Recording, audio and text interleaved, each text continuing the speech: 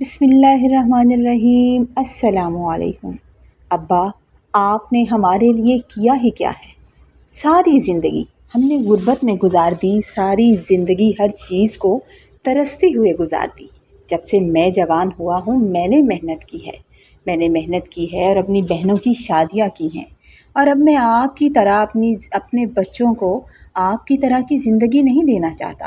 میں ان کے لیے محنت کرنا چاہتا ہوں اور میرا بھی زندگی پر حق ہے۔ میں اتنی محنت کرتا ہوں تو کیا ساری زندگی اس چھوٹے سے گاؤں میں آپ کی طرح اپنی اولاد کو لے کر مر جاؤں کیا؟ میرا جوان بیٹا میری آنکھوں کے سامنے بیٹھا ہوا تھا، جسے میں نے بڑے ناز و نم سے پالا تھا، جس کے منہ سے نکلی ہوئی ہر خواہش کو میں نے پورا کیا تھا۔ آج وہ اپنی بیٹی کو لے کر شہر شفٹ ہو رہا تھا، کیونکہ اسے وہ گاؤں پسند نہیں تھا جس میں اس نے اپنا بچپن گزارا تھا۔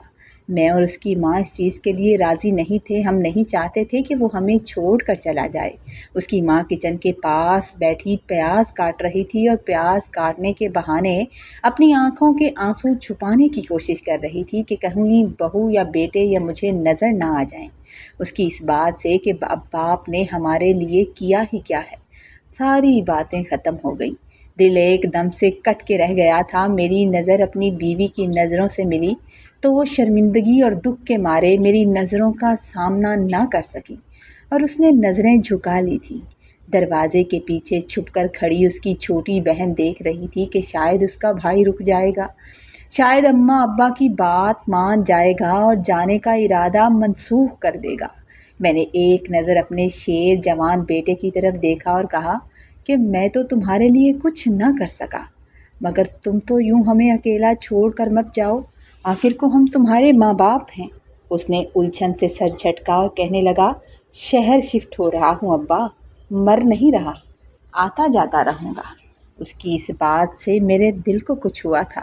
ابھی اس نے یہ بات کی ہی تھی کہ میری بہو، جو میری سگی بھانجی تھی، میری سگی بہن کی بیٹی تھی، کہنے لگی، ماموں اب بس کر دیں، اب بس بھی کر دیں، کتنا بلیک میل کریں گے آپ بیچارے کو۔ اور پھر اپنے شوہر کی طرف دیکھ کر بولی، چلو عرفان، دیر ہو رہی ہے، ہمارا سامان شہر پہنچ گیا ہوگا، اتنی قیمتی چیزیں ہیں، سامان اتارتے ہوئے مزدور کہیں سامان کو توڑ نہ دے۔ دونوں میاں بیوی ہم سے ملے بغیر ہی دروازے کی طرف بڑھنے لگے تھے کہ ماں نے لرزتی ہوئی آواز میں کہا کہ عرفان میرے لال، میرا نام طاہر ہے، اب میں اپنے ماں باپ کا اکلوتا بیٹا تھا اور بہت ہی لاڈلا تھا۔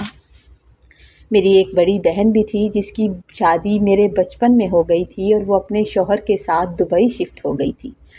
میرے ابا جان کشتی کے بڑے شوقین ہوا کرتے تھے، جسے پہلوانی کہتے ہیں۔ کسی زمانے میں وہ خود بھی کشتی لڑا کرتے تھے اور بڑے اچھے کھلاڑی ہوا کرتے تھے۔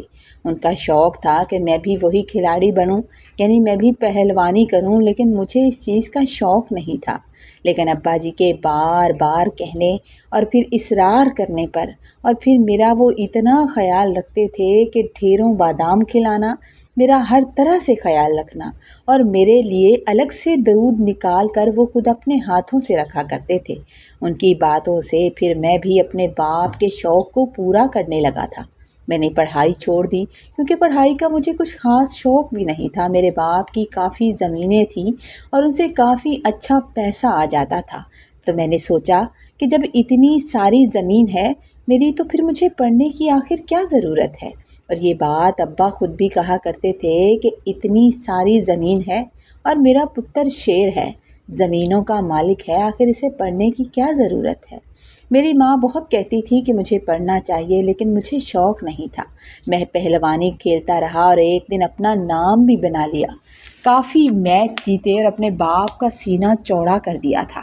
لیکن ایک دن پہلوانی کے دوران میں گر گیا اور ٹانگ کی ہڈی ٹوٹ گئی، اتنی بری طریقے سے ٹوٹی کہ میں پورے 2 مہینے چارپائی پر پڑا رہا اور میرا باپ میرا علاج کرواتا رہا۔ ہم گاؤں میں رہتے تھے اور میری ماں گاؤں کی بہت ہی سادہ سی عورت تھی۔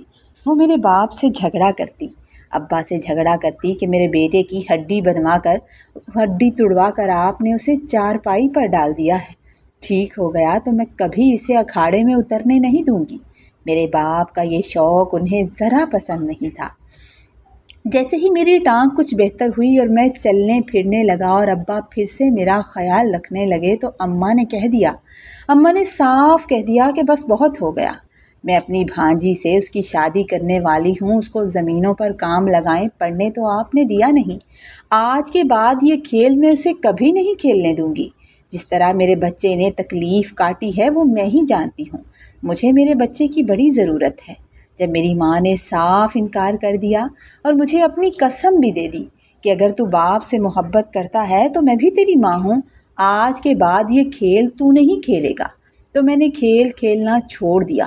میں بتانا چاہوں کہ میرا ایک دوست تھا، میری اس سے بڑی دوستی تھی، ہم دونوں اکٹھے آتے جاتے کھاتے پیتے تھے اور دوستی اتنی تھی، حد سے زیادہ تھی کہ اس کی ایک بہن تھی اور وہ اپنی بہن کے ساتھ بہت محبت کرتا تھا، اس کی ہر چھوٹی چیز کا خیال رکھتا تھا، وہ محنت مزدوری کرتا تھا کیونکہ وہ غریب آدمی تھا، میں نے دیکھا تھا کہ وہ ہمارے ساتھ کھیلنے بھی نہیں جاتا تھا، وہ ایک کپڑے کی دکان پر کام کیا کرتا تھا اور شام کو جو اسے تھوڑے بہت پیسے مل جاتے تھے وہ اپنی بہن کے لیے کچھ نہ کچھ کھانے پینے کو لے جایا کرتا تھا۔ ایک دن وہ مجھے ملا تو دھاڑیں مار مار کر رونے لگا، میں نے کہا کہ کیا ہوا دوست بتاؤ تو صحیح، تو کہنے لگا کہ میری بہن کسی لڑکے کے ساتھ بھاگ گئی ہے، اس نے میری عزت کا ذرا خیال نہیں کیا اور ماں باپ کے مرنے کے بعد میں نے ماں باپ کی طرح اس کا خیال رکھا تھا، کبھی اسے ماں باپ کی کمی محسوس نہیں ہونے دی تھی، اور اب یہ بات تو میں جانتا تھا کہ وہ اپنی بہن سے کتنی محبت کرتا ہے، کیونکہ اکثر میں نے اس کے لیے چھوٹی چھوٹی چیزیں خریدتے اسے دیکھا ہوا تھا۔ اس دن جس دن اپنے دوست کو روتے ہوئے دیکھا تھا میرے ذہن میں یہ بات بیٹھ گئی تھی کہ لڑکیوں کا جتنا بھی خیال رکھنا ہے، ان کو جتنا بھی پیار دے دو، وہ ماں باپ کی عزت کا خیال نہیں رکھتی، ایک منٹ میں ماں باپ کی عزت کو لات مار کر چلی جاتی ہیں۔ اماں نے جب اپنی بھانجی سے میری شادی کی بات طے کر دی اور میری شادی ہو بھی گئی تو دلہن بن کر سائرہ میرے گھر آ گئی تھی، دلہن بنی بیٹھی تھی اور میں اس کی منہ دکھائی لے کر کمرے میں جا رہا تھا۔ میں کمرے میں آیا تو وہ نظریں جھکائی بیٹھی بڑی خوبصورت لگ رہی تھی، اور پھر اس کی نظر مجھ سے ملی تو وہ شرم آ گئی، بجائے اس کے کہ میں اس کے پاس بیٹھ کر اس کی تعریف کرتا، اس سے محبت کا اظہار کرتا، میں نے اس کا ہاتھ ضرور پکڑا اور وہ انگوٹھی جو میری ماں نے مجھے دی تھی میں نے پہنا دی۔ کہنے لگا کہ آج سے پہلے مجھ سے پہلے تم کس کو پسند کرتی تھی؟ زندگی کی شروعات کرنے سے پہلے بہتر ہے کہ تم مجھے بتا دو۔ میری بات سن کر حیرت سے اس کی آنکھیں کھلی کی کھلی رہ گئیں، وہ حیران ہو گئی کہ یہ کیسا سوال ہے، کہنے لگی کہ یہ کیسی باتیں کر رہے ہیں آپ طاہر، آپ کو شرم آنی چاہیے۔ میں نے کہا کہ اس میں شرم کی کیا بات ہے، میں حقیقت پوچھ رہا ہوں، آج کل کی لڑکیاں ایسا ہی تو کرتی ہیں۔ میری طرف دیکھ کر کہنے لگی کہ اگر یہی سوال میں آپ سے کروں تو کیا مرد ایسا نہیں کرتے؟ تو میں نے کہا کہ میں تو ایک ایسا لڑکا ہی نہیں ہوں، اور اگر میں اپنی بات کروں تو میری زندگی میں آنے والی تم پہلی لڑکی ہو۔ تو پھر میری طرف دیکھ کر کہنے لگی کہ اگر ایسا ہی جواب میں آپ کو اپنے بارے میں دوں تو؟ میں نے کہا کہ جواب ایسا ہی ہونا چاہیے، کیونکہ کسی اور جواب کی یہاں گنجائش نہیں ہے۔ خیر پھر اس نے اگلی ہی صبح اماں کو بھی بتا دیا کہ میں نے اس سے کیا کیا سوالات کیے تھے، کیونکہ ماں کی لاڈلی تھی وہ، اور ماں نے مجھے بہت ڈانٹا تھا۔ کہنے لگی کہ تمہیں شرم نہیں آتی؟ اتنی شریف لڑکی میں نے تمہیں لا دی، جس کے سارے خاندان والے رشتہ مانگتے تھے اور تعریفیں کرتے نہیں تھکتے تھے، اور تم آگے سے بکواس کر رہے ہو۔ خبردار، جو آج کے بعد میری بھانجی کے بارے میں ایسی بات بھی کی تو تمہیں شرم نہیں آتی؟ اب وہ بیوی ہے تمہاری، عزت ہے تمہاری۔ آہستہ آہستہ میں اپنی زندگی میں سیریس ہونے لگا تو اللہ تعالیٰ نے مجھے ایک بیٹی سے نوازا۔ میں بیٹی کے پیدا ہونے پر خوش نہیں ہوا تھا، مجھے لگتا تھا کہ ان سے پیار کرنا پیار ضائع کرنے کے برابر ہوتا ہے۔ بیٹیاں کبھی بھی نہ اپنے بھائیوں کی اور نہ ہی اپنے ماں باپ کی عزت نہیں رکھتی۔ میں دیکھتا تھا کہ میری ماں اور میرا باپ یعنی بچی کے دادا دادی اس پر جان چھڑکتے تھے، اس کا بڑا خیال رکھتے تھے، اور اکثر مجھے بھی ڈانٹ دیا کرتے تھے کہ تم ہماری عنایا سے پیار نہیں کرتے۔ ابا نے کئی بار مجھ سے شکوہ کیا تھا کہ میں نے کبھی بھی تمہیں عنایا سے محبت کرتے نہیں دیکھا۔ جب وہ لوگ بہت مجبور کرتے تو میں اس کے سر پر ہاتھ ضرور رکھ دیا کرتا تھا۔ پھر اس کے بعد ایک اور بیٹی آئی تو مجھے بڑا غصہ آنے لگا، میں نے ایک دن تو اپنی بیوی سے بہت جھگڑا کیا۔ میں نے کہا کہ اگر تم نے اور بیٹی پیدا کرنی تھی تو خدا کے واسطے اب بچے پیدا کرنا بس کر دو، تمہارے بس کی بات ہی نہیں ہے۔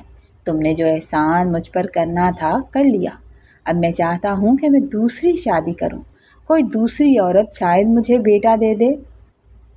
مجھے بیٹے پسند ہیں اور مجھے بیٹا چاہیے۔ یہ باتیں میں اپنی بیوی سے کر رہا تھا کہ میری ماں اور میرے باپ نے سن لی۔ انہوں نے سن لیا اور ابا اسی وقت کمرے میں آ گئے اور انہوں نے میرے منہ پر ایک تھپڑ لگا دیا۔ کہنے لگے، میں نے تمہاری تربیت ایسے تو نہیں کی تھی، ہمیشہ تجھے غلط اور صحیح کی تمیز سکھائی تھی اور تو کتنی غلط بات کر رہا ہے۔ تیری بھی ایک بہن ہے اور تم اتنی غلط بات کر رہے ہو۔ یہ تو اللہ کی طرف سے اولاد ہوتی ہے، اللہ تعالیٰ خوش ہوتا ہے تو بیٹی دیتا ہے۔ میں نے کہا کہ میری بہن تو ایسی نہیں تھی، لیکن آج کل کا دور ایسا نہیں چل رہا، مجھے بیٹیاں پسند ہی نہیں ہیں۔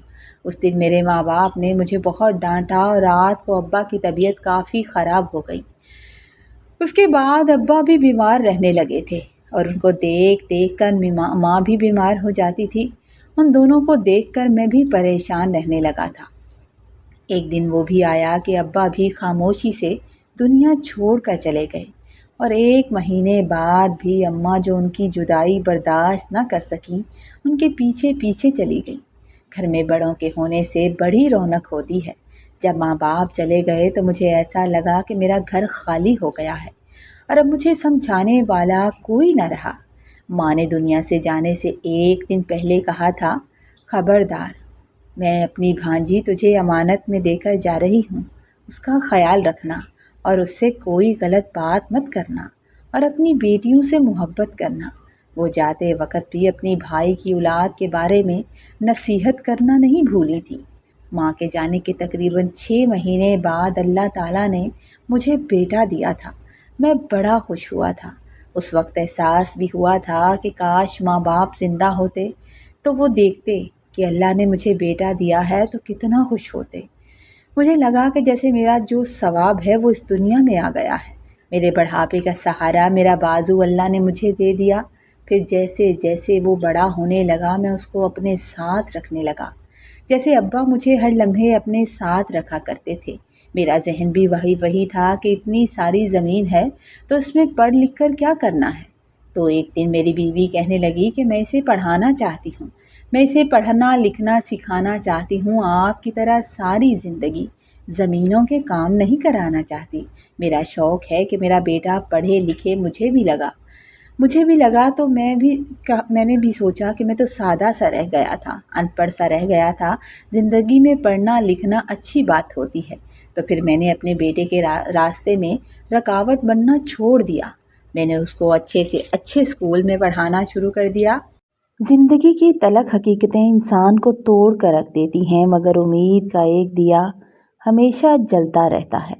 ایک دن مجھے پھر سے خوشخبری ملی کہ اللہ تعالیٰ نے مجھے دوبارہ اولاد کی نعمت سے نوازنے والا ہے۔ میں نے اپنے رب کے آگے ہاتھ پھیلا کر بڑے سچے دل سے دعا کی کہ یا اللہ مجھے ایک اور بیٹا دے دے تاکہ میرے 2 بیٹے اور 2 بیٹیاں ہو جائیں اور گھر کا توازن برقرار ہو جائے۔ مگر اللہ کی حکمت کو کون سمجھ سکتا تھا، میرے گھر ایک اور بیٹی کی پیدائش ہوئی۔ مگر اس بیٹی کے دنیا میں آتے ہی میری بیوی شدید بیمار رہنے لگی اور علاج معالجے کے باوجود اس کی صحت گرتی جا رہی تھی۔ وہ کمزور سی ہو رہی تھی اور ابھی ہم اس بیماری سے نبٹ رہے تھے کہ اچانک ہم پر مصیبتوں کا پہاڑ ٹوٹ پڑا۔ ہمیں خبر ملی کہ جس زمین پر ہم سال ہر سال سے کھیتی باڑی کرتے آ رہے تھے، گھر کا چولہا چونکا چل رہا تھا، وہ جسے اپنے باپ دادا کی ملکیت سمجھتے تھے، وہ تو اصل میں سرکاری رقے میں آتی تھی اور ہمارے آباء و اجداد نے اس پر ناجائز قبضہ کیا ہوا تھا۔ اب حکومت اپنی زمینیں دوبارہ واپس کر لے رہی تھی تو میں نے بہت بھاگ دوڑ کی، ہر دروازہ کھٹکھٹایا، بہت مجبور ہوا، ہاتھ پاؤں جوڑے، مگر سب کچھ بیکار رہا تھا سوائے ایک چھوٹے سے ٹکڑے کے۔ ہماری ساری زرعی زمین سرکاری کھاتے میں چلی گئی۔ ایک ہی جھٹکے میں میرا تمام غرور اور ذمہ داری بالکل ختم ہو کر رہ گئی تھی اور میں بالکل خالی ہاتھ ہو کر بیٹھ گیا۔ ہمارے حالات حد سے زیادہ خراب ہوتے گئے۔ میں شدید پریشان رہنے لگا تھا۔ اب تو میں ڈپریشن میں جانے لگا تھا کہ اب کروں تو کیا کروں۔ نہ تو میں پڑھا لکھا تھا کہ کوئی اچھی جاب کر لیتا اور نہ ہی کوئی ہنر آتا تھا۔ آخر میں نے سخت محنت مزدوری کو شروع کر دی۔ میں روزانہ صبح نکلتا، دن بھر مشقت کرتا اور شام کو جو تھوڑے بہت پیسے ملتے تھے انہیں گھر لا کر دال روٹی کا بندوبست کرتا تھا تاکہ بچوں کا پیٹ پال سکوں۔ دوسری طرف میرا بیٹا عرفان شہر کے ایک مہنگے اور اچھے اسکول میں پڑھ رہا تھا۔ اب اسے کالج جانے کے لیے بھاری رقم کی ضرورت ہوتی تھی، بھاری فیسوں کی ضرورت ہوتی تھی۔ ایک دن رات کو وہ میرے پاس آ کر بیٹھ گیا اور کہنے لگا، ابا، کالج کی فیس جمع کرانے کی آخری تاریخ بالکل قریب ہے اور آپ نے ابھی تک فیس کے پیسے نہیں دیے۔ میرے سب دوستوں نے فیس ادا کر دی ہے اور میں بہت پریشان ہوں۔ اس کی بات سن کر میں خاموشی سے زمین کو گھورتا رہا کیونکہ میرے پاس دینے کے لیے کچھ بھی نہیں تھا۔ میں کیسے اس کی فیس ادا کرتا؟ تبھی میری بیوی نے آہ بھر کر کہا کہ کاش آپ بھی کچھ پڑھے لکھے ہوتے تو آج ہمارے یہ حالات نہ ہوتے۔ میں نے غصے اور دکھ سے اس کی طرف دیکھا اور تلخی سے کہنے لگا کہ اگر تم نے یہ منحوس بیٹی پیدا نہ کی ہوتی تو شاید حالات کچھ اور ہی ہوتے، اور اس لڑکی کے قدم پڑتے ہی ہمارے حالات خراب سے خراب ہوتے چلے گئے۔ میری چھوٹی بیٹی جو اب تقریباً 6 یا 7 سال کی ہو چکی تھی، میں اس کے سامنے بھی ایسی باتیں کرنے لگا تھا۔ اب ایسی باتیں وہ سمجھنے اور محسوس کرنے لگی تھی کیونکہ میں نے تو اسے بچپن میں سے کبھی پیار دیا ہی نہیں تھا۔ جب میں نے غصے سے یہ الفاظ کہے تو وہ چپ چاپ اٹھی اور آنکھوں میں آنسو لیے جلدی سے کمرے میں چلی گئی۔ اس واقعے کے بعد اندر سے اور زیادہ پریشان رہنے لگا۔ اپنے حالات بدلنے کے لیے میں نے اپنے ایک دوست سے مل کر ریڑھی کھینچنے کا کام شروع کر دیا۔ کیونکہ میں پڑھا لکھا ہوتا تو شاید کوئی جاب کر لیتا، لیکن اب مزدوری کے علاوہ کوئی چارہ نہیں تھا۔ یہ ایک بھاری گدھا گاڑی کی طرح ریڑھی ہوتی تھی جسے انسانوں کو خود کھینچنا پڑتا تھا۔ اس پر اینٹیں، بھاری سامان لاد کر ایک جگہ سے دوسری جگہ پہنچانا ہوتا تھا۔ اس کام کا ایک چکر لگانے کے کافی پیسے مل جاتے تھے، کافی فائدہ ہو جاتا تھا، مگر یہ کام بے انتہا مشقت اور طاقت مانگتا تھا۔ اس عمر میں بھی میرے باپ کے کھلائے ہوئے وہ بادام اور دیسی گھی کام آ رہے تھے کہ میں اتنے بھاری وزن کو کھینچ لیا کرتا تھا اور دن میں 3-4 چکر لگا لیا کرتا تھا۔ لیکن جب رات کو بستر پر لیٹتا تو میری ہڈیاں درد سے چور چور ہو جاتی تھیں اور جسم ٹوٹنے لگتا تھا۔ آہستہ آہستہ میں اس مشقت کا عادی ہونے لگا کیونکہ اس کا بڑا فائدہ یہ تھا کہ بیٹے کی کالج کی فیس وقت پر ادا ہو جاتی تھی اور گھر کا راشن بھی آ جاتا تھا۔ اگرچہ میں لڑکیوں کو پڑھانے کے حق میں نہیں تھا، مگر میری بیوی محلے کے عورتوں کے کپڑے سلائی کرتی اور کبھی کبھار مجھ سے چھپ کر لوگوں کے گھروں کا کام بھی کر دیا کرتی تھی۔ بے شک مجھے دیکھ کر بڑا دکھ ہوتا تھا۔ ان پیسوں سے وہ اپنی چھوٹی بیٹی کو پڑھا لکھا رہی تھی جسے تعلیم کا بڑا شوق تھا۔ مجھے اس بات کا علم تھا اور اس بات پر کئی بار ہماری بحث بھی ہوئی تھی، لیکن وہ اپنی بیٹی کو پڑھانے پر ضد کرتی رہی۔ ہم دونوں میاں بیوی یوں ہی دن رات محنت کرتے رہے اور آخر کار ہمارا بیٹا ایک دن پڑھائی میں کامیاب ہو گیا۔ بیٹے کی تعلیم کامیابی کے ساتھ ہی اللہ کی طرف سے ہماری مشکلات آسان ہونے لگی، مشکلات ختم ہونے لگیں۔ عرفان کی ایک اچھی جگہ جاب لگ گئی۔ اگرچہ جاب بہت بڑی نہیں تھی، بہت زیادہ پیسہ نہیں تھا، مگر اس سے ہمارے گھر کو بہت بڑا سہارا مل گیا تھا کیونکہ اب مجھ سے وہ بھاری وزن نہیں اٹھایا جاتا تھا اور تقریباً 7 سال سے مسلسل ریڑھی کھینچنے کی وجہ سے میرے جسم کا جوڑ تھکنے لگا تھا اور میری بس ہو چکی تھی۔ میں اس بات پر بے حد خوش تھا کہ میرے بچے کا مستقبل سنور گیا۔ آج مجھے اپنی بیوی کی پرانی بات سچ لگ رہی تھی کہ اس نے بیٹے کو پڑھانے کا بالکل صحیح فیصلہ، صحیح مشورہ دیا تھا۔ جاب لگتے ہی عرفان نے مجھ سے کہا، ابا، اب آپ یہ وزن اٹھانا اور ریڑھی کھینچنا بند کر دیں۔ اگر آپ بیمار ہو گئے تو ڈبل پیسہ لگے گا، اس لیے بہتر ہے کہ آرام کریں۔ آپ نے بہت کام کر لیا، اب آپ کام نہیں کریں گے۔ جس دن میرے بیٹے نے مجھے کام پر جانے سے منع کیا وہ میری زندگی کا سب سے خوشگوار دن تھا۔ پھر جب اس نے اپنی پہلی سیلری، اپنی پہلی تنخواہ لا کر میرے ہاتھ پر رکھی تو میری آنکھیں خوشی سے بھر گئی تھی۔ وہ جاب کے ساتھ ساتھ پارٹ ٹائم جاب بھی کرنے لگا تھا۔ میں نے بڑے فخر سے اس کی ماں کی طرف دیکھا تھا کہ دیکھا، بیٹیاں تو بوجھ ہوتی ہیں اور بیٹا باپ کا سہارا ہوتا ہے، جس سے ہمارے مالی حالات کافی بہتر ہونے لگے۔ وہ محنتی تھا، وہ اپنے باپ کی طرح محنت سے کتراتا نہیں تھا، اس لیے جلد ہی اسے ترقی بھی ملنے لگی تھی۔ حالات بہتر ہوئے تو اس کی ماں نے اپنی محنت سے جوڑ کر رکھی ہوئی رقم سے اپنی دوسری بیٹی کا رشتہ بھی اپنے بھائی کے ہاں طے کر دیا اور اس کی شادی کر دی، جبکہ میری خواہش تھی کہ میں اپنے اکلوتے بیٹے کے لیے اپنی سگی بہن کی بیٹی کا ہاتھ مانگوں، کیونکہ میری بہن بڑی دیر سے دبئی شفٹ ہو گئی تھی اور بہت ہی کم آنا جانا تھا اس کا۔ میری بہن شادی کے بعد سے دبئی میں رہتی تھی اور صرف ماں باپ کے انتقال پر ہی پاکستان آئی تھی۔ میں نے فون پر اس سے اپنی خواہش کا اظہار کیا کہ میں اپنے اکلوتے بیٹے عرفان کی شادی تمہاری بیٹی سے کرنا چاہتا ہوں۔ وہ میری بات سن کر بہت خوش ہوئی اور کہنے لگی کہ بھائی جان، آپ کی بھانجی کو بھی پاکستان کا ماحول بہت پسند ہے، اور اگر آپ کی یہی خواہش ہے تو مجھے کوئی اعتراض نہیں۔ جب میں نے اپنے بیٹے عرفان سے اس رشتے کا ذکر کیا تو اس نے فرما برداری سے سر جھکا دیا اور کہنے لگا، جی ابو، جیسے آپ کا حکم۔ اور یوں میں نے دھوم دھام سے اپنے بیٹے کی شادی اپنی بھانجی سے کر دی۔ بہو پڑھی لکھی تھی اور وہ بھی شہر میں جاب کرنے لگی۔ دونوں میاں بیوی شہر میں جاب کرنے لگے، جس سے گھر کا خرچ اور زیادہ اچھے طریقے سے چلنے لگا۔ شروع میں تو وہ بڑی اچھی بہو رہی اور دوسری طرف میری چھوٹی بیٹی بھی پرائیویٹ امتحانات دیتی رہی اور ہر کلاس میں نمایاں نمبر حاصل کرتی رہی۔ اب وہ کالج لیول تک پہنچ چکی تھی، لیکن میں نے اسے باقاعدہ کالج جانے کی اجازت نہیں دی تھی۔ وہ گھر پر تیاری کرتی، اس کا بھائی اس کے ایڈمیشن فارم بھر دیا کرتا تھا۔ جس شہر میں میرے بیٹے اور بہو کی جاب تھی، وہاں ہمارے گاؤں سے جانے میں روزانہ آدھے گھنٹے کا وقت لگتا تھا۔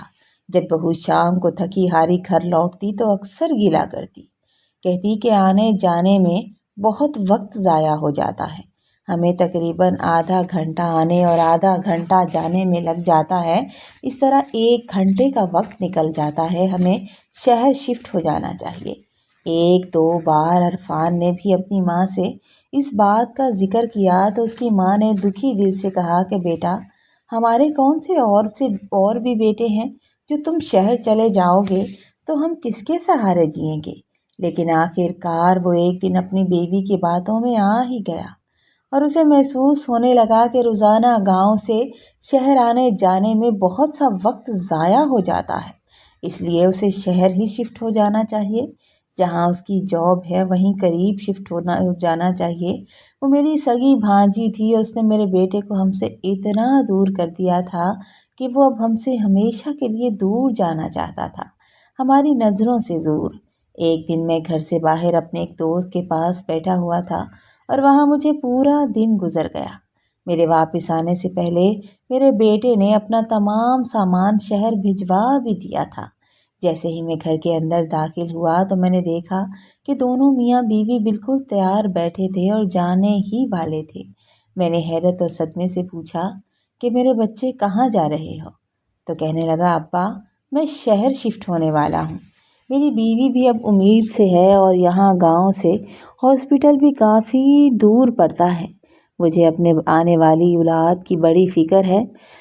اب میری بیوی بھی یہ جاب چھوڑ دے گی تو میں چاہتا ہوں کہ ہم شہر میں رہیں، جہاں ہاسپٹل بھی قریب ہوتا ہے کہ آنے جانے میں مسئلہ بھی نہیں ہوتا۔ میں چاہتا تو آپ لوگوں کو بھی ساتھ لے جاتا، لیکن فی الحال میں نے ایک چھوٹا سا گھر کرائے پر لے لیا ہے اور دونوں گھروں کے اخراجات مجھ سے پورے کرنے ہیں، تو مجھے محنت تو اور کرنی پڑے گی نا، اس لیے آنے جانے میں بہت تھک جاتا ہوں۔ فی الحال بہتر یہی ہے کہ جب میری بیوی جاب چھوڑ دے گی تو سارا معاشی بوجھ تو مجھ پر آ جائے گا۔ آپ فکر نہ کریں، میں آتا جاتا رہوں گا اور میں آپ کا خیال رکھوں گا۔ میں اپنے پالے ہوئے بیٹے کی باتیں سن کر دنگ رہ گیا تھا، جس کا ہاتھ میں نے ہاتھوں میں لے کر اسے چلنا سکھایا تھا۔ میں نے کہا کہ یہ میرا حکم ہے کہ مت جاؤ، میں تمہیں جانے کی اجازت نہیں دے سکتا۔ میرا دل نہیں مانتا کہ میں تمہیں جانے کی اجازت دے دوں۔ تو وہ میری طرف دیکھ کر تلخی سے کہنے لگا، ابا آپ نے آج تک ہمارے لیے کیا ہی کیا ہے؟ آج تک آپ نے میرے لیے کیا بنایا ہے جس کی بنا پر میں یہاں بیٹھا رہوں؟ دادا دادی کے الٹے کام تھے، انہوں نے بھی سرکاری زمین پر قبضہ جما لیا۔ شہر جاؤں گا، وہاں دن رات کام کروں گا تو کچھ بناؤں گا نا۔ میں نے تو بہن کی شادی کی ہے، اب کچھ بناؤں گا تو اپنی اولاد کے لیے بناؤں گا۔ آپ کی طرح یوں خالی ہاتھ نہیں بیٹھ سکتا۔ آپ کا تو ایک ہی بیٹا تھا، اسے بھی آپ نے جیسے تیسے پڑھا لکھا دیا اور وہ بیچارہ اپنی ہنسی کھیلنے کی عمر میں ایک ذمہ دار بن گیا ہے۔ لیکن میں اپنی اولاد کے ساتھ یہ ناانصافی نہیں ہونے دوں گا۔ میں حیران ہو کر اپنے بیٹے کی باتیں سن رہا تھا۔ میں نے جس کے لیے اتنی سخت محنت کی تھی، جس کی پڑھائی کے لیے اس عمر میں نے ریڑھی تک کھینچی تھی، اتنا وزن اٹھایا تھا، اور آج مجھ سے سوال کر رہا تھا کہ ابا آپ نے ہمارے لیے کیا ہی کیا ہے؟ میں ایک روایتی چودھری اور عزت دار بندہ تھا۔ میں نے مزدوری کرتے ہوئے بھی کبھی شرم محسوس نہیں کی، کیونکہ مجھے اپنی اولاد کا پیٹ پالنا تھا، اور وہ بیٹا مجھے بیٹیوں سے زیادہ پیارا تھا، جو آج مجھے ایسا جواب دے کر گیا تھا جس نے میرا دل چیر لیا تھا۔ جب وہ دروازے سے نکلنے لگا تو ماں نے پیچھے سے پکارا، ایک آخری امید آنکھوں میں لیے کہنے لگی، عرفان میرے لال ماں کو گلے لگائے بغیر جائے گا؟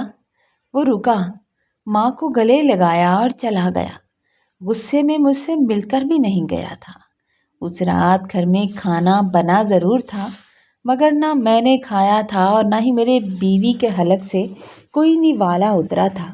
چھوٹی بیٹی کے سسکنے کی آوازیں میرے کانوں میں پڑ رہی تھی اور میں چپ چاپ خاموش رہنے لگا تھا۔ 3 دن کے بعد اس کا فون آیا اور کہنے لگا، ابا کچھ پیسے بھیج رہا ہوں، گھر کا راشن لے آئیے گا اور پریشان مت ہوں، کچھ دنوں بعد چکر لگاؤں گا میں۔ اور پھر وہ کچھ نہ کچھ پیسے تو بھیجنے لگا تھا، مگر چکر لگانا بھول گیا تھا۔ 1 ہفتہ ہی گزرا تھا کہ ایک دن میری بیٹی بڑی خوشی سے میرے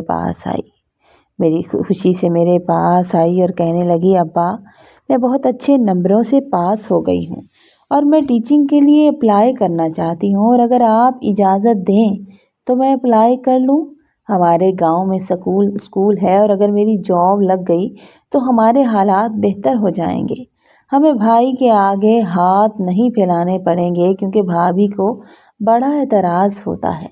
میں نے ایک نظر اس کی طرف دیکھا اور سکھائی سے کہنے لگا کہ تم اپنی شادی کی فکر کرو، اب میں جلد سے جلد تمہاری ذمہ داری سے آزاد ہونا چاہتا ہوں، تم ان کاموں کو چھوڑ دو، یہ تمہارا مسئلہ نہیں ہے۔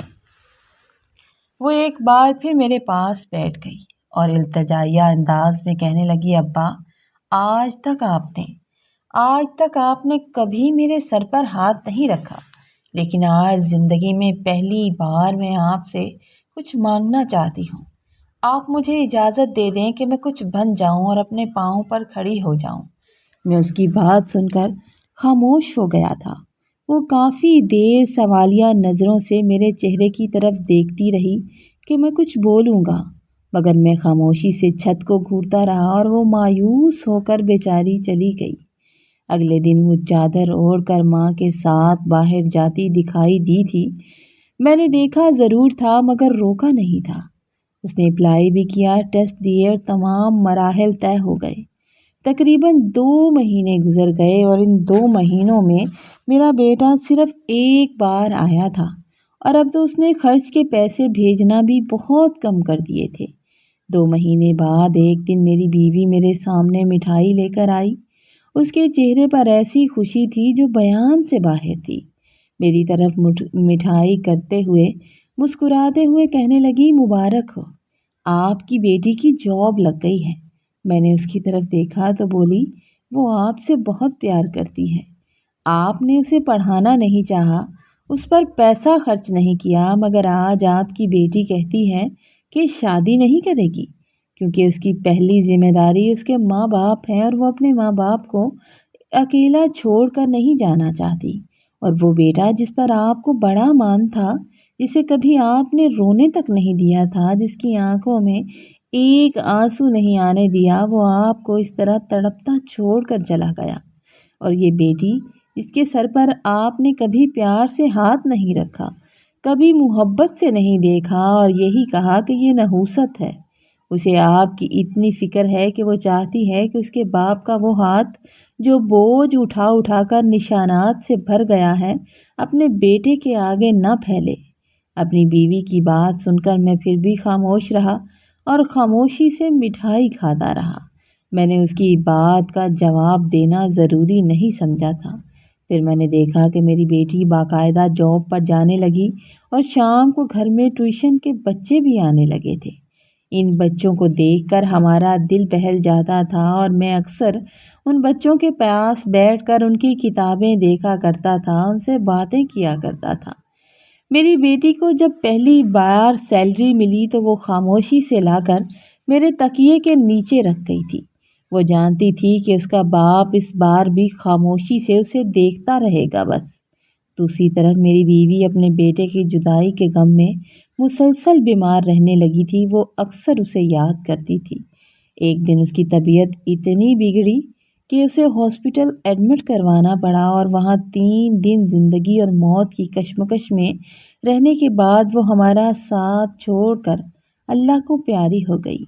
اس دن مجھے شدید احساس ہوا تھا کہ زندگی کا ساتھی جیسا بھی ہو بہت اہم ہوتا ہے، اور میری بیوی نے تو ہر مشکل وقت میں میرا بہترین ساتھ نبھایا تھا۔ اس دن مجھے اپنے ماں باپ بہت یاد آ رہے تھے اور میں شدید تکلیف میں تھا۔ میری بڑی شادی شدہ بیٹی تو اپنی زندگی میں مصروف ہو چکی تھی، لیکن چھوٹی بیٹی جس کی شادی نہیں ہوئی تھی، وہ ماں کی چارپائی کے پاس بیٹھی آنسو بہا رہی تھی۔ اس کا یوں بلک بلک کر رونا آج نہ جانے کیوں مجھ سے دیکھا نہیں جا رہا تھا۔ آج پہلی بار اس طرح اسے روتے دیکھ کر مجھے سینے میں شدید تکلیف محسوس ہو رہی تھی۔ بیٹا بھی ماں کے جنازے کو کندھا دینے کے لیے آیا ضرور تھا۔ وہ 3 دن رکا اور پھر جاتے ہوئے کہنے لگا، ابا میں جا رہا ہوں۔ 3 دن کی چھٹی لے کر آیا تھا اور میں نے مریم کو کچھ پیسے دے دیے ہیں۔ میں نے ایک نظر اٹھا کر اس کی طرف دیکھا اور سرد لہجے میں کہا کہ جاؤ اب ہم تمہارے بغیر رہنے کے عادی ہو گئے ہیں اور اب تمہارے پیسوں کی ہمیں ضرورت نہیں رہی۔ اب تمہاری ماں بھی تمہارا انتظار کرتے کرتے چلی گئی اور ایک دن میں بھی چلا جاؤں گا۔ اب اچھی بات ہے کہ تم جاؤ اور اپنا کام کرو اور میری طرح تم ناکام باپ مت بننا۔ میری بات سن کر مجھ سے نظریں ملاتے ہی وہ شرمندگی سے پانی پانی ہو گیا۔ ایک دن جانے کے لیے پلٹا اور پھر واپس آیا اور لرزتی ہوئی آواز میں کہنے لگا، ابا دل تو نہیں چاہتا پر کیا کروں، جانا مجبوری ہے، میں مجبور ہوں۔ اپنی شریک حیات کے یوں اچانک دنیا سے چلے جانے کا غم میرے دل کو ایک گہرے روگ کی طرح لگ گیا تھا۔ گھر کے صحن میں پھیلی خاموشی اب مجھے کاٹنے کو دوڑتی تھی۔ ہر لمحہ اس کی یادیں دل میں نشتر بن کر چبھتی رہتی۔ اس صدمے کا میری صحت پر اتنا برا اثر پڑا کہ اب میری طبیعت اکثر خراب رہنے لگی تھی۔ لیکن اس مشکل ترین وقت میں میری چھوٹی بیٹی مریم ہر وقت ایک مہربان سائے کی طرح میرے پاس موجود رہتی تھی۔ وہ صبح سے شام تک میری دواؤں، میری خوراک اور میرے ہر کھانے پینے کی چھوٹی بڑی ضرورت کا بے حد خیال رکھتی۔ میرے پاس بیٹھ کر دھیمی آواز میں چھوٹی چھوٹی باتیں بھی کیا کرتی تھی کہ میرا دل لگا رہے، یہ جانتے ہوئے بھی کہ میں اکثر اس کی باتوں کا جواب نہیں دیا کرتا تھا۔ میں تنہائی کے بوجھ سے آزاد رہوں، وہ بہت کوشش کرتی تھی۔ میں بھی کبھی کبھار اس کی بات کا مختصر سا جواب دے دیا کرتا تھا، مگر سچ تو یہ ہے کہ میں نے اپنی زندگی میں کبھی اپنی بیٹیوں کے سر پر پیار سے ہاتھ نہیں رکھا تھا۔ بڑی بیٹی شادی شدہ تھی اور وہ جب بھی گھر آتی تو مجھ سے مل کر جاتی اور میں بھی بس ایک روایتی رسم اور فرض سمجھ کر ان کے سر پر ہاتھ رکھ دیا کرتا تھا اور سرسری سا حال احوال پوچھ لیا کرتا، لیکن کبھی اس کے لیے سچی محبت اور شفقت کا اظہار نہیں کیا تھا۔ ایسا نہیں تھا کہ میں دل سے اپنی بیٹیوں سے نفرت کرتا تھا، بلکہ ایسا تھا نہیں۔ میں ان سے محبت ضرور کرتا تھا، لیکن مجھے اس کا اظہار کرنا آتا نہیں تھا، اور نہ ہی میں نے کبھی کیا تھا۔ میں ہمیشہ انہیں ایک بوجھ ضرور سمجھتا تھا۔ شاید اللہ تعالیٰ نے مجھے ایسی بات کی سزا دی تھی کہ جس اکلوتے بیٹے پر میں ناز کرتا تھا اور جس سے بے پناہ محبت کرتا تھا، وہی اجنبی بن کر مجھ سے اتنا دور ہو گیا تھا اور آج میری محبت کو ٹھکرا کر بھی چلا گیا تھا۔ میری بیٹی مریم کی اسکول میں جاب لگتے ہی ہمارے گھر میں اس کے لیے بہت اچھے اچھے خاندانی رشتے آنے لگے تھے۔ اب میں دل ہی دل میں چاہتا تھا کہ اپنی اس بیٹی کی ذمہ داری اور فرض سے جلد از جلد سبکدوش ہو جاؤں، کیونکہ ماں کے انتقال کے بعد وہ اس بڑے سے گھر میں بالکل اکیلی رہ گئی تھی، اور میں نے اکثر دیکھا تھا کہ وہ اکیلی بیٹھ کر کچھ سوچتی رہتی تھی، اور میں نہیں چاہتا تھا کہ وہ میرے بعد اس طرح تنہا اور بے سہارا رہے۔ اچھا ہے اس کا گھر آباد ہو جائے اور وہ اپنے گھر چلی جائے۔ میں نے اپنے ایک دو قریبی رشتے داروں میں اس کے رشتے کی بات چلائی تو ایک شام جب میں اکیلا کمرے میں لیٹا ہوا اپنی بیوی کو یاد کر رہا تھا تو وہ ہچکچاتے ہوئے میرے پاس آئی۔ اس نے بڑی عقیدت اور لرزتے ہاتھوں سے میرا ہاتھ تھاما اور نم آنکھوں سے میری طرف دیکھ کر کہنے لگی، ابا، اگر مجھ سے کوئی غلطی ہو گئی ہے یا نادانی میں کوئی غلطی ہو گئی ہے تو خدا کے لیے مجھے معاف کر دیں۔ میں نے انتہائی حیرت سے اس کی بے بس صورت کی طرف دیکھا اور کہا، ایسی تو کوئی بات نہیں بیٹا، تم سے کوئی غلطی نہیں ہوئی، تم نے ایسی کوئی غلطی نہیں کی۔ تو وہ اپنے آنسو ضبط کرتے ہوئے تڑپ کر بولی، پھر آپ مجھ سے اتنی بیزاری اور نفرت کیوں برتتے ہیں؟ آپ کو میں نے کبھی بھی اپنی طرف پیار سے دیکھتے ہوئے نہیں پایا۔ میں نے نظریں چراتے ہوئے کہا کہ میں تم سے نفرت نہیں کرتا، میں اپنی کسی بھی بیٹی سے نفرت نہیں کرتا۔ وہ سسکتے ہوئے کہنے لگی، ابا، میری زندگی میں آپ مجھے چاہے کوئی جہیز نہ دیں، کوئی جائیداد نہ دیں، بس میری اتنی سی حسرت ہے، کبھی اپنی مرضی سے اور کبھی اپنے دل سے پیار سے میرے سر پر ہاتھ رکھیں۔ ایسا نہ ہو کہ باپ کی محبت، اس ذرا سی محبت کی آس لیے میں اس دنیا سے چلی جاؤں۔ اس کے ان درد بھرے الفاظ نے میرے سخت دل کو اندر تک چھلنی کر کے رکھ دیا تھا۔ تب مجھے احساس ہوا تھا کہ میری بیٹی اس بات کو کتنا محسوس کرتی ہے۔ میں نے لرزتے ہوئے اور کانپتے ہاتھوں سے اس کے سر پر شفقت کا ہاتھ رکھا تو اس کے مرجھائے ہوئے چہرے پر جو بے ساختہ خوشی اور اطمینان لہرایا، اسے میں لفظوں میں بیان نہیں کر سکتا۔ اس نے میرا وہ ہاتھ پکڑا اور اسے چوما۔ اس واقعے کے اگلے ہی دن میری طبیعت اچانک شدید بگڑ گئی۔ جسم کا سارا جوڑ دکھنے لگا اور میں 3-4 دن کے لیے مکمل بستر پر لگ گیا تھا۔ اس دوران بیٹے نے کبھی کبھار سرسری سا فون کر کے بس اتنا پوچھ لیا کہ ابا آپ ٹھیک تو ہیں نا، اور اپنا فرض پورا کر دیا۔ لیکن اس بیٹی نے دن رات ایک کر کے میری ایسی لازوال خدمت کی، میرا اتنا خیال رکھا کہ وہ دن رات بھر میرے سراہنے جاگتی رہتی تھی۔ میں رات کو ذرا سی سائیڈ بدلتا یا مجھے ہلکی سی کھانسی آتی تو وہ فوراً نیند سے اٹھ کر بیٹھ اور میری طرف دیکھتے ہوئے نرمی سے پوچھتی، ابا کچھ چاہیے تو نہیں آپ کو؟ پانی لا دوں؟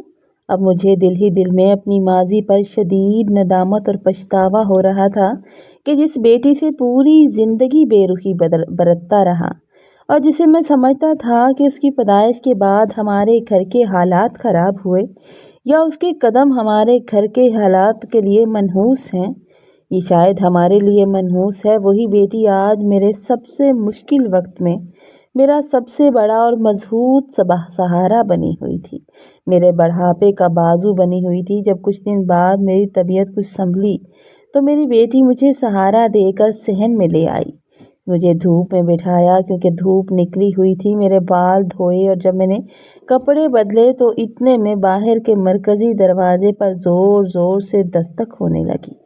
دستک ہوئی اور جیسے ہی اس نے جا کر دروازہ کھولا تو میں نے دیکھا کہ عرفان اندر داخل ہو رہا تھا۔ آج پورے 1 ہفتے بعد اسے اتنی فرصت ملی تھی کہ وہ اپنے بیمار اور بوڑھے باپ کی خبر لینے آئے۔ وہ آ کر میرے پاس چارپائی پر بیٹھ گیا اور مسکرا کر کہنے لگا، ابا آپ تو کافی کمزور لگ رہے ہیں۔ اتنے کمزور ہو گئے آپ؟ لیکن میں آج آپ کے لیے ایسی بڑی خوشخبری لایا ہوں اور مجھے امید ہے کہ جب آپ سنیں گے تو آپ کی آدھی بیماری ابھی ختم ہو جائے گی اور آپ کا دل خوش ہو جائے گا۔ میں نے دیکھا کہ غرور اور خوشی سے اس کا چہرہ چمک رہا تھا اور وہ ضرور کوئی بڑی خوشخبری سنانے والا تھا۔ میری طرف جھک کر بولا کہ مبارک ہو، مبارک ہو، اللہ نے آپ کو ایک ساتھ 2 پوتے دے دیے ہیں۔ میں 2 جڑواں بیٹوں کا باپ بن گیا ہوں ابا۔ اس کی یہ بات سن کر مجھے ایک باپ ہونے کے ناطے خوشی تو بہت ہوئی تھی کہ میرے بیٹے کو اللہ نے اولاد دے دی تھی۔ میں اس کی طرف دیکھ کر ہلکا سا مسکرایا، پھر میں نے غور سے اس کے چہرے کی طرف دیکھا اور انتہائی سنجیدگی سے کہا کہ عرفان، مجھے سچی خوشی تو تب ہوتی جب ایک پوتے کے ساتھ ساتھ اللہ ایک پوتی بھی دیتا۔ میری بات سن کر وہ شدید حیرت میں آ گیا اور کہنے لگا، ابا یہ آپ کیا کہہ رہے ہیں؟ آپ کو تو لڑکیاں اور بیٹیاں کبھی پسند نہیں تھیں، آپ نے کبھی بھی میری بہنوں سے محبت کی ہی نہیں۔ میں نے ایک ٹھنڈی آہ بھری اور دکھ بھری آواز میں کہنے لگا کہ ہاں، مجھے لڑکیاں پسند نہیں تھیں لیکن ایسا نہیں تھا کہ میں اپنی بیٹیوں سے نفرت کرتا تھا، بلکہ میں اپنی بیٹیوں سے محبت ضرور کرتا تھا۔ لیکن اب بوڑھے باپ کو حقیقت کا اندازہ ہو گیا ہے کہ اب میری دن رات یہی دعا ہے کہ اللہ تمہیں بھی ایک بیٹی ضرور دے، کیونکہ جب باپ کو بیٹے بے سہارا چھوڑ کر چلے جاتے ہیں تو صرف بیٹیاں ہی باپ کا سہارا بنتی ہیں۔ میں اب ہر نماز میں دعا مانگتا ہوں کہ اللہ ہر کسی کو ایک بیٹی کی نعمت ضرور دے۔ میرے لہجے کی تڑپ، میری آنکھوں میں تیرتے ہوئے آنسو اور میری اس دردناک بات کو سن کر میرے بیٹے کے چہرے پر پھیلی ہوئی مغرور مسکراہٹ ایک دم سے غائب ہو گئی اور وہاں سناٹا چھا گیا۔ میری بات کو جاری رکھتے ہوئے تلخی سے کہا کہ میری یہ دعا اس لیے ہے تاکہ کل کو جب تمہارا اپنا بیٹا تمہیں اکیلا چھوڑ کر چلا جائے اور اپنی بیوی کو لے کر الگ گھر بسا لے تو تمہارے پاس تمہیں سنبھالنے، تمہارے آنسو صاف کرنے کے لیے تمہاری ایک بیٹی کا ہونا بہت ضروری ہے۔ تب تمہیں احساس ہوگا کہ بیٹی ہونی چاہیے تھی۔ شدید شرمندگی اور ندامت اس کے چہرے سے جھلکتی ہوئی صاف نظر آ رہی تھی۔ میں نے آگے بڑھ کر لرزتے ہوئے ہاتھوں سے میرے ہاتھ پکڑ لیے اور صفائی دیتے ہوئے کہنے لگا، ابا میں آپ کو اکیلا چھوڑنا نہیں چاہتا تھا، کیا کرتا، حالات ایسے ہو گئے تھے، مجبوری بن گئی تھی۔ میں نے فوراً اپنے ہاتھ اس کی گرفت سے پیچھے چھڑا لیے اور اپنے بوڑھے ہاتھوں کی جھریاں اور سختیاں اس کے سامنے پھیلانے لگا اور پھیلا کر کہا تھا کہ ان ہاتھوں کی طرف دیکھو، ان پر محنت مشقت سے کتنے گہرے اور نشانات اور چھالے پڑے ہوئے ہیں۔ میرے ان زخمی پیروں کو دیکھو، ان پر سالہ سال کی مزدوری کے کتنے زخم ہیں، اور تم اتنے بے حس ہو کہ آج مجھ سے کہتے ہو کہ تمہارے باپ نے تمہارے لیے کیا کیا ہے۔ یقین کرو، تمہارے وہ الفاظ آج بھی میرے دل کو کسی چھری کی طرح کاٹتے چلے جاتے ہیں۔ تم پڑھے لکھے ہو، شہر میں جاب کرتے ہو تو آج کچھ کر رہے ہو اور اپنی آنے والی اولاد کے لیے کر رہے ہو، لیکن تمہارا باپ ایک ان پڑھ اور سادہ لو آدمی تھا۔ اس نے بوڑھے جسم پر پتھر اور بھاری ریڑیاں کھینچی اور تمہیں اس قابل بنایا کہ تم معاشرے میں ریڑھی نہ کھینچ سکو اور عزت کی روٹی کھا سکو۔ لیکن افسوس کہ جب تم اس قابل ہو گئے کہ تم عزت کی روٹی کھا سکو تو تم نے اسی باپ کو دھتکار دیا اور چھوڑ کر چلے گئے۔ وہ سر جھکائے خاموش بیٹھا میری ساری باتیں سن رہا تھا۔ اس کے پاس میرے کسی سوال کا کوئی جواب نہیں تھا۔ پھر میں نے کہا کہ تم نے ایک بار بھی اس بوڑھے باپ کا نہ سوچا کہ چھوٹی بہن جس کی ذمہ داریاں ابھی باقی ہیں اس کی شادی کرنی ہے۔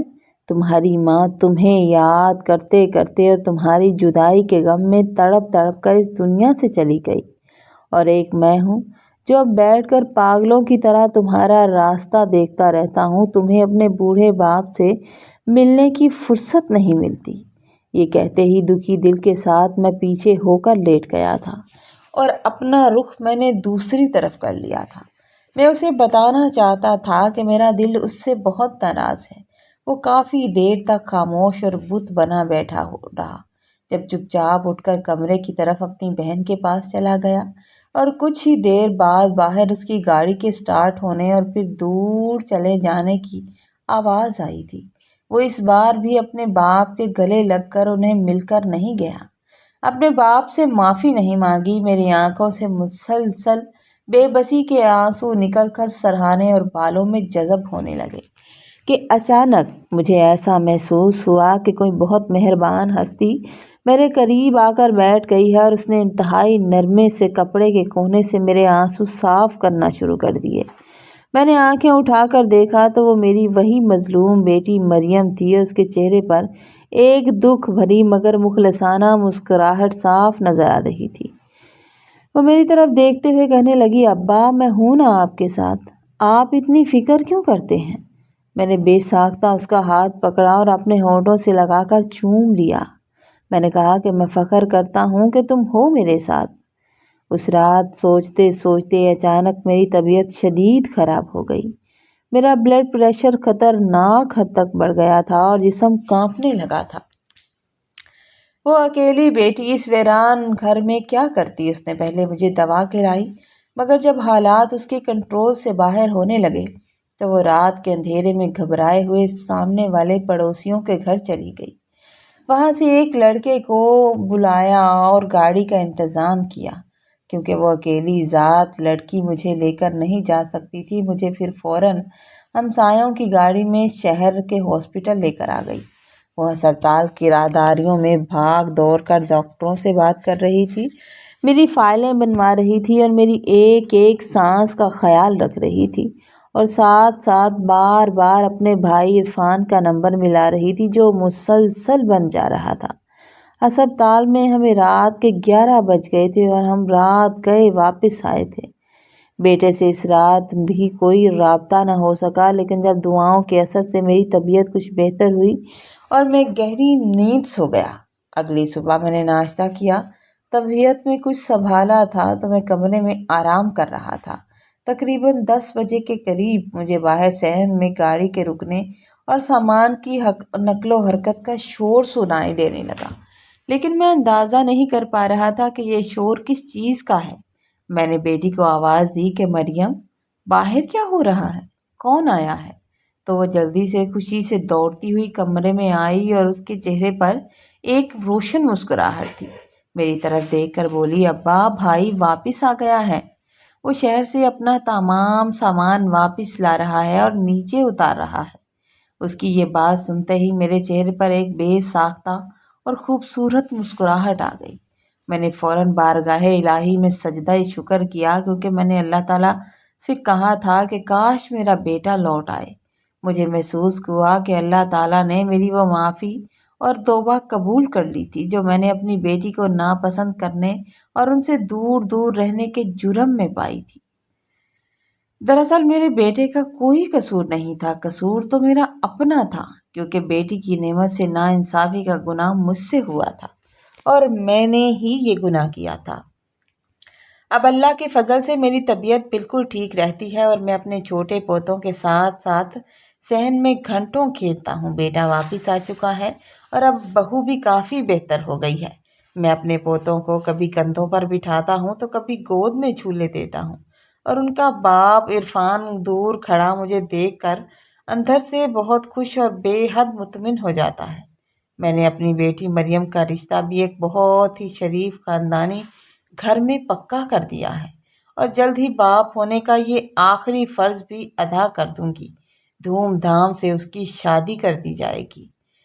بیٹیاں ہرگز بوجھ، زحمت یا گناہ نہیں ہوتی۔ ہمیں اس کہانی سے یہ حاصل ہوا ہے کہ بیٹیاں تو رب کریم کی ایسی خاص رحمت، شفقت بھری اور انمول تحفہ ہیں جو اپنے مخلص ترین خلوص سے بھرے باپ کے بوڑھے اور تھکے ہوئے وجود کو سنبھال لیتی ہیں۔ بیٹا اگر باپ کا غرور اور خاندانی مان ہوتا ہے تو بیٹی وہ خاموش دعا اور مضبوط سہارا ہوتی ہے جو زندگی کے سخت سے سخت طوفانوں اور تنہائیوں سے بالکल घबराती नहीं और माँ बाप का हाथ कभी नहीं छोड़ती। इसलिए बेटियों को बोझ समझकर ठुकराने की बजाय अल्लाह ताला का शुक्र अदा करें और उन्हें अल्लाह का सबसे खूबसूरत नेमत प्यार, इज़्ज़त और मसावी मोहब्बत देनी चाहिए। कहानी अगर आपको अच्छी लगे तो आपने लाइक करना है, कमेंट में ज़रूर बताना है। चैनल पर नए हैं तो चैनल को सब्सक्राइब कर दीजिए। खुश रहिए, आबाद रहिए। अल्लाह ताला आपको सलामत रखे। अल्लाह हाफिज़।